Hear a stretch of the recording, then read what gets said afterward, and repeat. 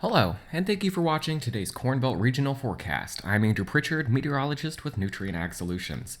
Well, temperatures are the big story over the next 5 days as we watch a big cold front come in through the region, bringing very cold air to a big chunk of the northern plains and all the way into the central Corn Belt, watching for our first freeze across parts of the deep south into the Midwest. We will moderate some as we head into the next week, but likely holding on to colder temperatures overall over the next 5 to 7 days. So you look at precipitation over the next 5 to 10 days. We're watching this from the storm system that's moving through the area now. We're talking about some snow across parts of the Dakotas into southern Canada, showers and storms along the cold front here across parts of the Great Lakes into the central Corn Belt and into the south. As we head into the 5 to 10 day forecast, we'll watch this frontal boundary kind of stall out in this region, bringing some additional showers and storms to this region. May see another quick round of showers and storms across parts of the eastern Corn Belt as we get into Monday, Tuesday, and Wednesday of next week. But overall, looking dry across the Corn Belt once we get past this first storm system here late this week. The last 24 hours, all because of this precipitation here with this storm system, or the precipitation from this storm system here in the form of some snow again across the Dakotas, parts of northwestern Minnesota, and then showers and storms along the cold front here from the Great Lakes down to the Gulf Coast. Looking at the satellite here as we get started on Friday morning, that classic comma shape, the counterclockwise flow around that area of low pressure off to the north, where we've got very cold air coming in on the backside. We've got warm air advection in advance of that. That's kept us very warm in the eastern Corn Belt. And then on the dividing line between all that along the cold front, seeing this expansive area of showers and thunderstorms. Looking underneath those clouds, again, here is the area of rain and thunderstorms along the cold front, and on the backside where we've got the very cold air spilling into the region, seeing that area of snow showers, that blizzard conditions across the Dakotas as we wake up Friday, and that's going to continue, unfortunately, as that low stalls out in northern Minnesota. We'll continue to see heavy snow and strong winds across the Dakotas into northwestern Minnesota, even as we head into the overnight tonight, and then beyond that into the early morning on Saturday. A look at the hazards map from the National Weather Service. The purple shading that we see here, this is an expansive area of freeze warnings going all the way from Wisconsin into parts of northwestern Illinois through Iowa, Missouri, Nebraska, Kansas, and all the way into the Texas Panhandle. And this again where we expect the growing season, unfortunately, to come to an early end. In many areas, after planting delays this spring, we hope for maybe a late frost. Unfortunately, it's coming on time for some, a little bit early for others. Looking off to the north, we see the red shading here. That is blizzard warnings surrounded by a pink. That is winter storm warnings, and then winter weather advisories surrounding that as they deal with a major winter storm across parts of the Dakotas. So we are headed full on into a season of transition here. A very colorful National Weather Service hazards map, and that is just true to the season here. So we'll look at the surface temperatures here, just an amazing display here. Area of low pressure off to the north, situated right now over parts of northern Minnesota. We've got a warm front that extends from that into parts of southern Ontario, and then extending all the way from the Canadian border through the Midwest and then into South Texas is where we've got our cold fronts. So again, warm air advection out in advance. Then on the backside, very strong north and westerly flow, bringing in those colder temperatures to the region. And just playing this out once more, just a fantastic illustration of a cold front here, an expansive front extending all the way from Canada to the Gulf of Mexico as it sweeps through the region. Now again, we'll look at the precipitation forecast as we head into the early part of the weekend, because really this is the big driver of precipitation across the region for the next 5 to 7 days, not counting that little quick moving system here early next week. So we take this through the morning hours here today, watching for showers and storms anywhere from Wisconsin to Michigan, through Illinois and Indiana, on into parts of Missouri, Kentucky, and Tennessee as we head into the later part of the day today. By the time we get to sunset on Friday evening, continuing to watch some light snow fall across parts of Minnesota, heavier as you head back into the Dakotas here, parts of North Dakota and southern Manitoba, getting that heavy snow late this evening. By the time we head to the evening tonight, rain moving into parts of Michigan, Indiana, and Ohio, drying out at this point across Illinois and Missouri into Arkansas, with that rain continuing to move off to the east as we head into Saturday morning. Waking up on Saturday morning, that front is likely just about out of the Corn Belt. The only people seeing rain lingering on Saturday morning should be in eastern Ohio into Kentucky and Tennessee across this region here.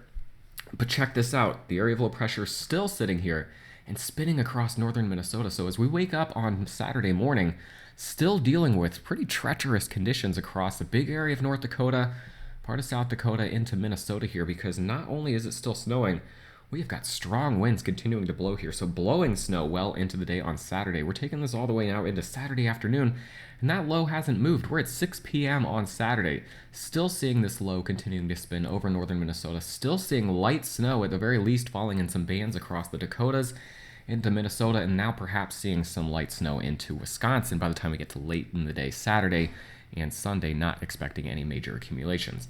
Now, again, I mentioned the winds. We'll continue to see these strong northwesterly winds coming in on the backside of this low, lingering into the weekend. We'll take this back and we'll just step through the next couple of days, watching this area of low pressure stall out across northern Minnesota into Manitoba, wobbling around as we head into Saturday, beginning to decay and weaken as we head into Sunday. So across a big region here, this would be looking at early Saturday morning.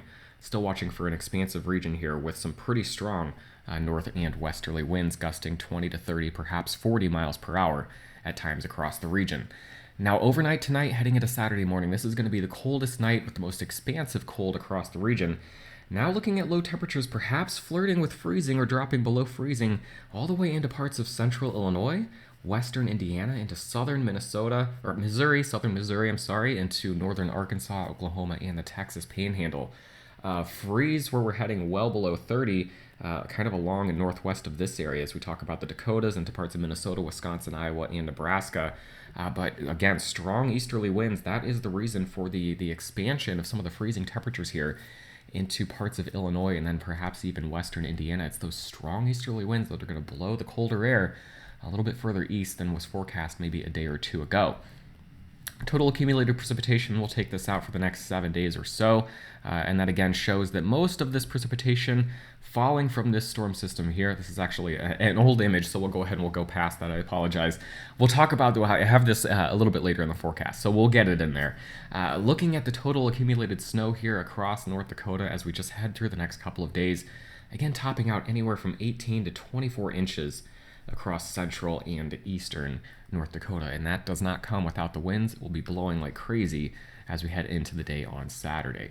Now, taking a look at precipitable water, you see this first storm system here, the feed of moisture that comes north with that one. That is the reason for the heavy snow even into the Dakotas and southern Manitoba, getting moisture all the way northward into that area.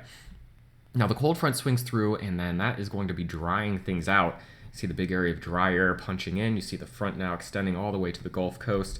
As we take this and we'll play it out, we see the front stall in the Gulf Coast, and that again what keeps the chance for some rain and storms down in this region as we head through the weekend and then perhaps into early next week.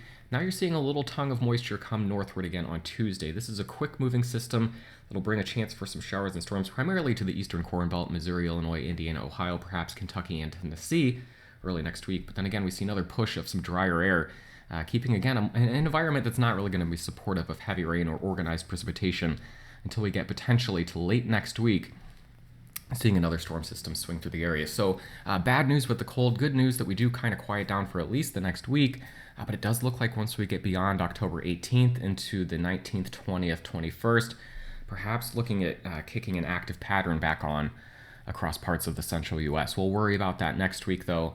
We do see quiet weather for the most part as we head into much of next week. We'll see that here when we look at the GFS model again, just watching this first storm system exit the area, watching the area of low pressure stall out there across northern Minnesota as we head into the day on Saturday, watching snow finally come to an end on Sunday, perhaps a snowflake or two blowing around there across the Great Lakes as we end the weekend, but then high pressure moves in here Monday and Tuesday.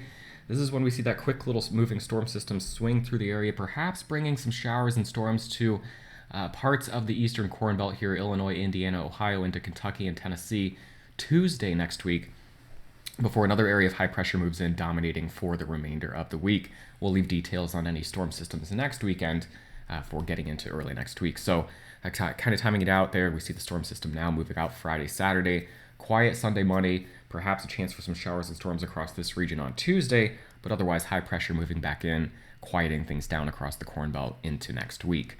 So here's the total accumulated precipitation, and this is the correct run here. So there's the storm system now. There's that quick moving shot early next week, and then we see the beginning of the suggestion of maybe some rain moving back into the region as we get to around October 20th. But there's your next 10 days.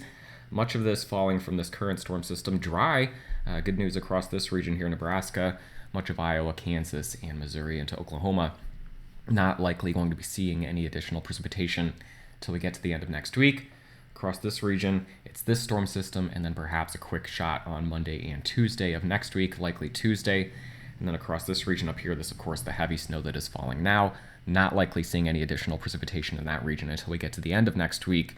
So that is good news, as we can allow this snowpack to melt heading into next week and not keep it around for the entire winter season. So we'll take a quick look at the forecast overnight lows as we head through just the next few days. Here we go into Saturday morning, waking up again with freezing temperatures perhaps as far east as the Illinois-Indiana border, dropping as far south as the Texas Panhandle into southern Missouri. A little bit warmer as we head into Sunday night, or this will be Saturday night into Sunday morning. This will be Monday morning, Tuesday morning. Now we're seeing that cold air retreat, then Wednesday morning.